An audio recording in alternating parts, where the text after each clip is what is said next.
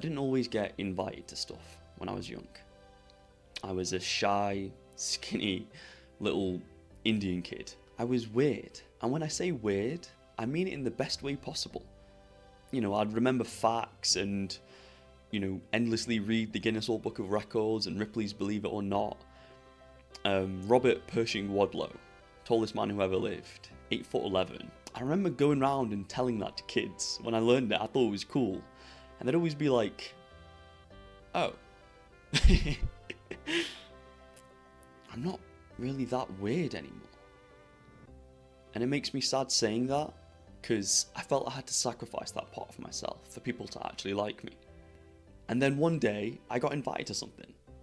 I got invited to a birthday party by one of the popular kids in class. And I was so excited to finally be part of something. I remember I rocked up in my total 90s and I was ready to just rock and roll. I didn't realise this at the time, but I think in hindsight, my mum asked his mum to invite me, because when I got there, things didn't go well. I remember at one point we were playing hide and seek and I was it, and they all went to go hide.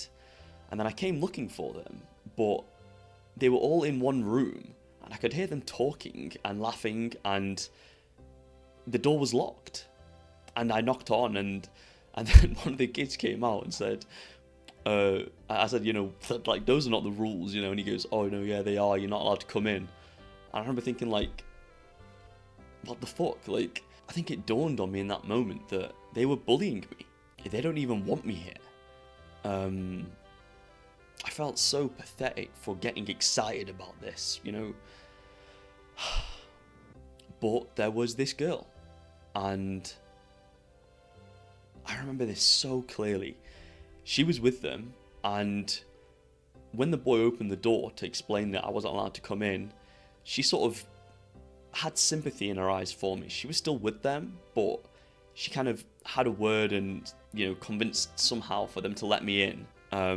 And they ended up letting me in, and, you know, I don't really remember the rest of the party, but I was at least included to some extent. I developed a huge crush on her. God, I remember going into school every single day after that and watching her and the popular boys in class, like, have fun and flirt. I remember being confused, like, I like this person, you know, what can I do to get them to like me? Obviously it doesn't work like that, but that was how I felt when I was a kid. It's tough facing rejection when you're young, because you kind of end up internalizing this idea that you're not good enough. And it sticks. This continued all the way into my teenage years, all throughout high school. And then when I turned 16, I decided enough was enough. And I started making my life better. I started going to the gym for the first time in my life. I hesitate to say lifting because I don't know what the fuck I was doing in there, but I was at least going. I remember I was so nervous to talk to girls. I saw them as these mythical creatures that I just panicked every time I spoke to them. I'd be so in my head, like, no presence and just all thoughts, and just like a deer in headlights. And obviously that's fucking weird, so obviously I never had any success. And I remember seeing this Reddit post saying, you know, rather than trying to talk to them or flirt with them romantically, just try and become friends with them as if it was a guy. And I started doing this, and eventually it worked. I actually had girl friends, not girlfriends, but I could speak to them and you know, at least connect on some level. And then after about a year or so, I met her. And she was everything I dreamed of. I finally did it. I did it. And then I ruined it. Day by day. And it destroyed my confidence. And it made my life so bad. And it turned me into a depressed wreck. So here's the story, and here's what I learned. It started off amazing. You know, it's nice to feel desired and You know, I hate that bullshit that people always say when they say, oh no, you have to fully learn to love yourself before you consider getting into a relationship. And I'm speaking from experience. When someone craves you and your attention, it fucking helps to feel like you're actually worth something. And just being into each other isn't enough to sustain a healthy relationship. You know, we were broken kids and eventually problems began appearing.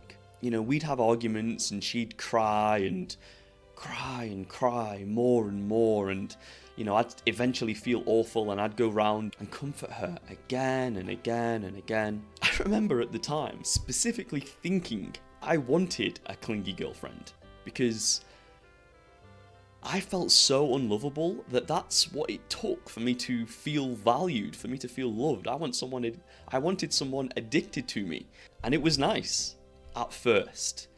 And then she started to get too clingy and too desperate, and I started to feel suffocated. I started to get annoyed by her, and I was ignoring her and honestly just being mean to her. And then it happened.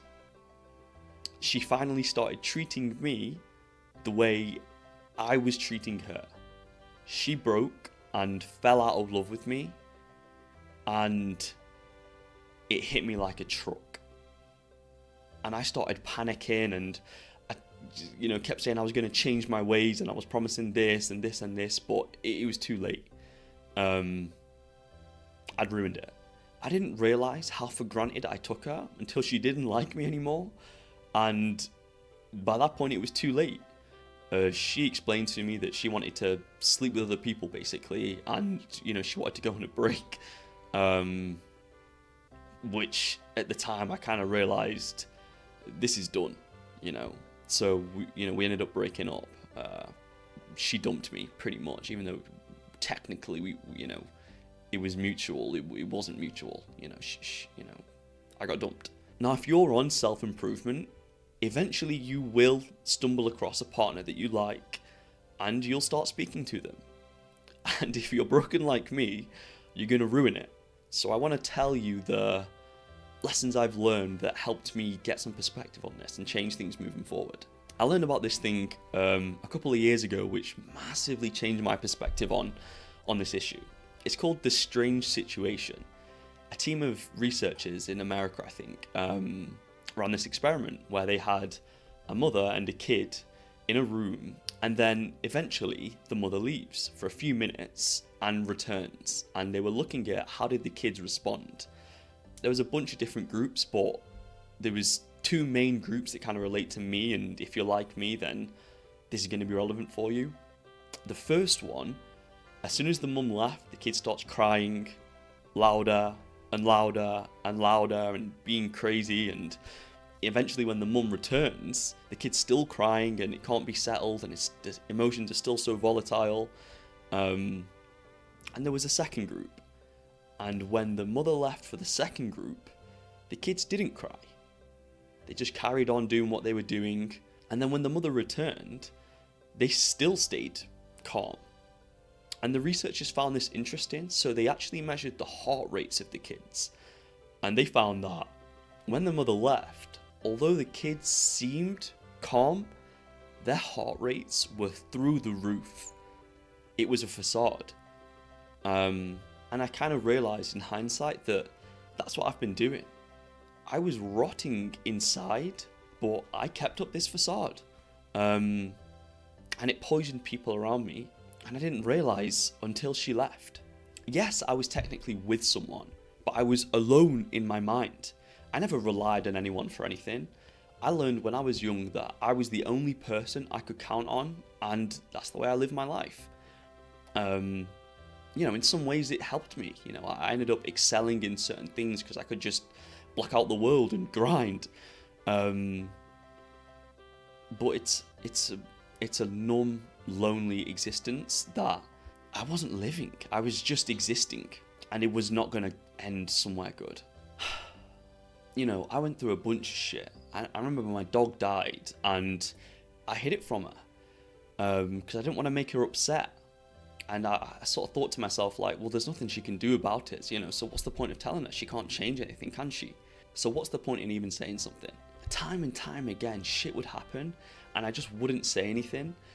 I never leaned on her once, and I think that's because when it boiled down to it, I didn't believe that she was going to be there if I did. You know, maybe she'd love me if I got jealous or angry, but what about the pathetic emotions like shame, guilt, embarrassment, depression? You know, nah, fuck that. I'm never letting her see that side of me because it's going to put her off. It's going to put her off. Now, what a healthy person would do is go, you know, that's odd. This person isn't meeting me emotionally. They're not mirroring my emotions or meeting me in my experience. I can't really trust they're going to be able to, you know, go through life with me. And they're going to go leave and find someone that has that internal sense of confidence. But I wanted a clingy girl, an attached girl, one infatuated with me, and that's what I got.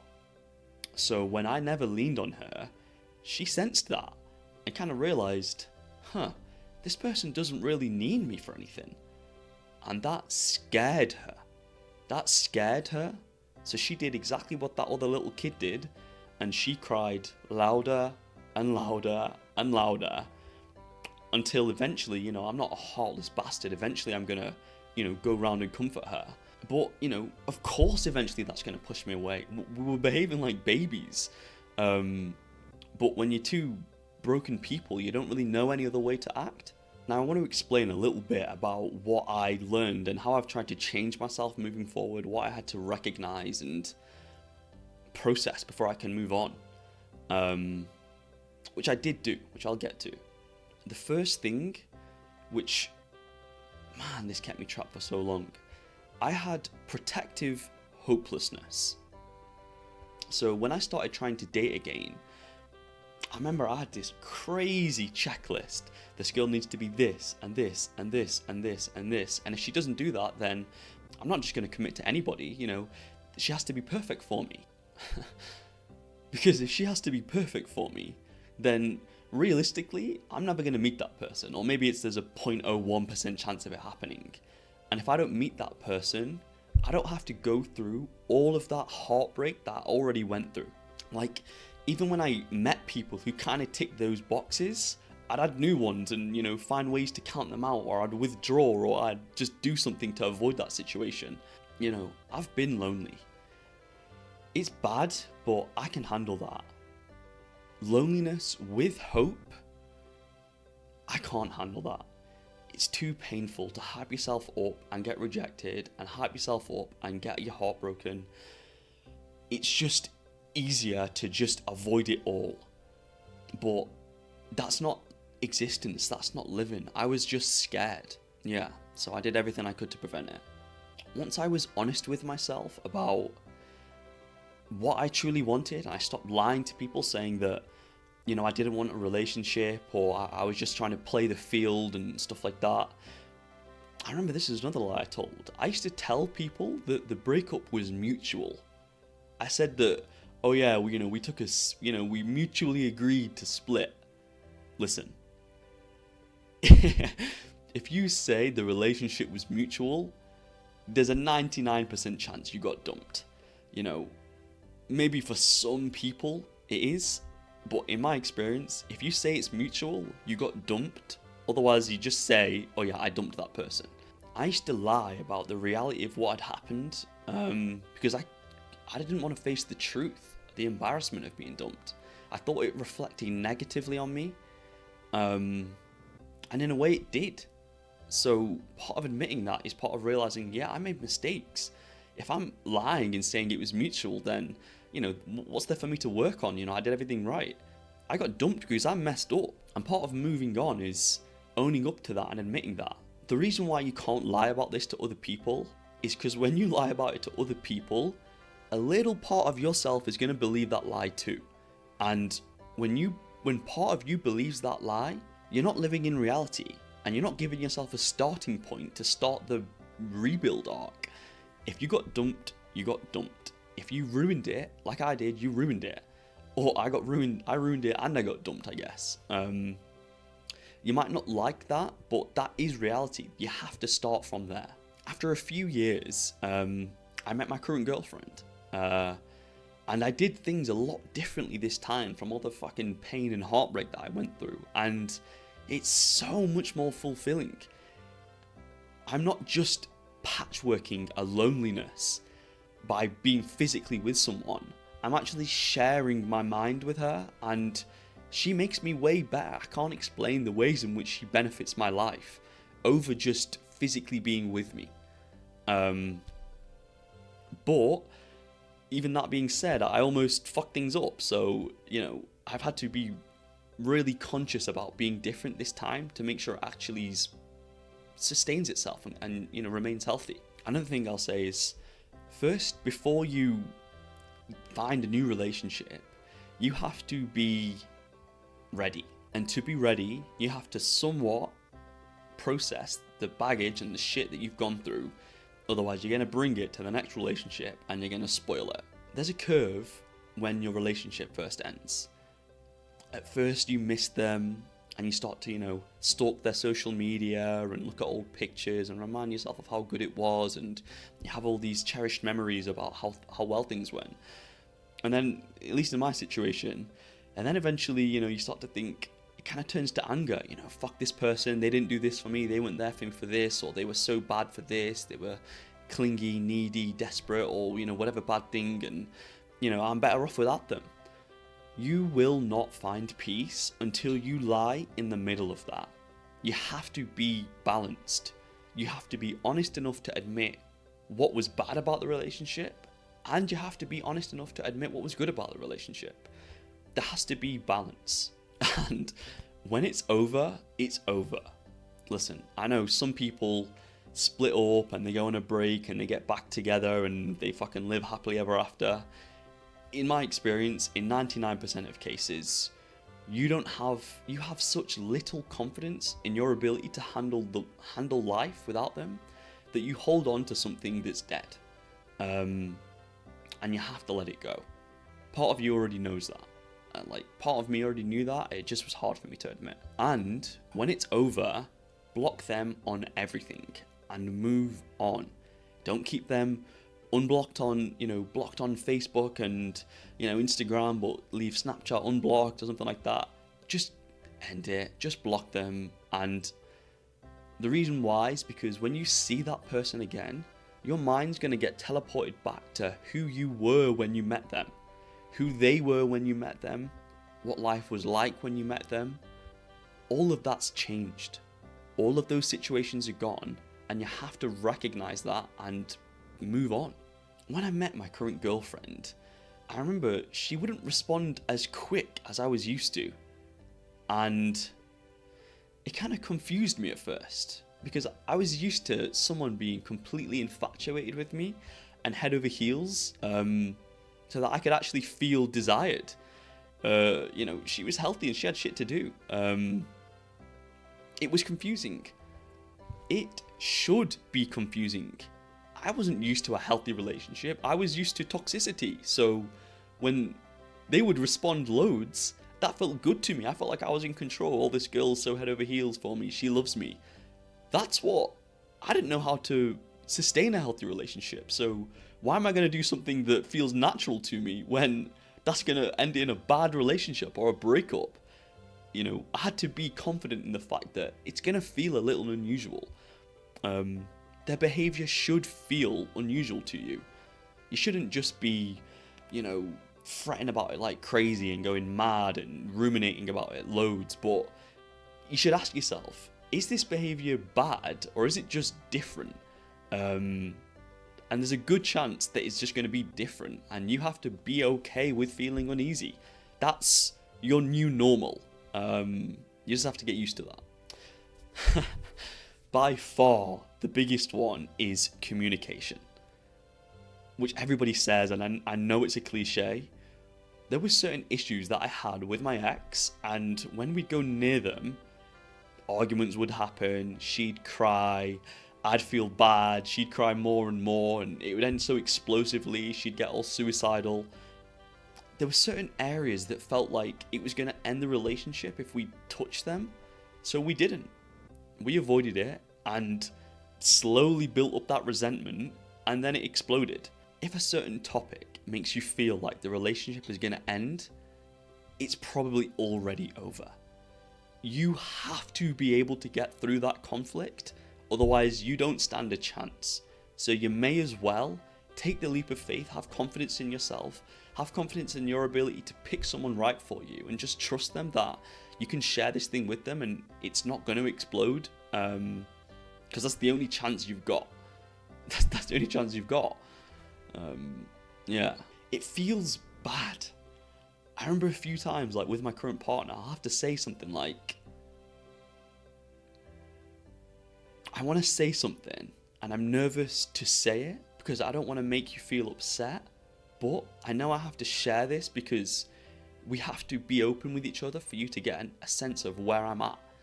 And she's always like, and then I share it with her, you know, and then we work through it, and 99% of the times we both learn something about each other, and it means that the foundations that the relationship's built on, there's not this weird little fucking secret, you know, lying at the bottom of it that's gonna, potentially rupture it all later, that you could have just dealt with. It's not easy, but it's necessary. Since I've been employing these changes, being in a relationship is good.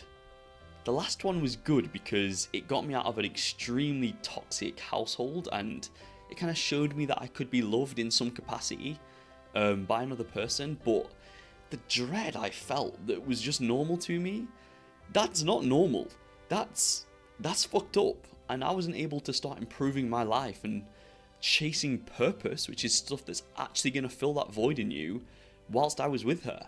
Because of all the conflict and fucking shit going on, I needed to distract myself too much, so I just leaned on coping mechanisms and porn and drugs and video games. In my new relationship, I'm able to raw dog life a bit more, and kind of, use those negative emotions to actually point me in a direction of meaning. Hopefully you guys have related to this. Leave a comment below if you can, or if you can be bothered. Let me know what you think, because I'm still not 100% certain about a lot of these ideas that I'm talking about, so I would love to know your feedback. But I was so messed up internally, and I know that if I can start to heal that, then you can too. You can too. Yeah. Thanks.